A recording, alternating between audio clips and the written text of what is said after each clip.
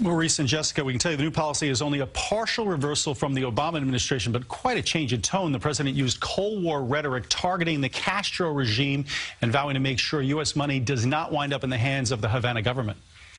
Effective immediately, I am canceling the last administration's completely one-sided deal with Cuba. President Trump laying out a tougher Cuba policy, enhancing travel restrictions. Among other changes, travel for non-academic educational purposes will be limited to groups.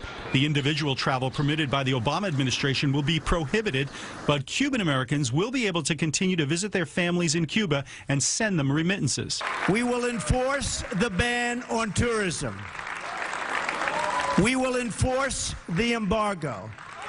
We will take concrete steps to ensure that investments flow directly to the people so they can open private businesses and begin to build their country's great future. The president says he wants to stop all dealings with companies controlled by the Cuban military, but he also says diplomatic relations will remain.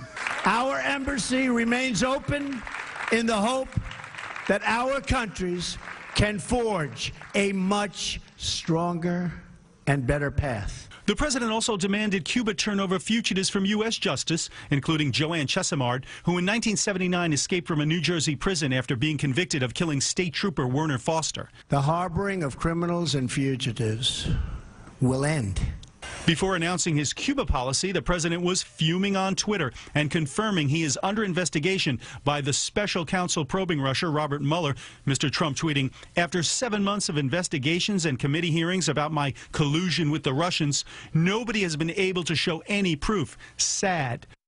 Now, Mr. Trump says any further improvements in the U.S.-Cuba relationship will depend entirely on the Cuban government's willingness to improve the lives of the Cuban people. And he says that includes respecting human rights, opening up political and economic freedom. So a lot of tough talk from the president. Yeah, big changes. Yep. Thanks, Dick.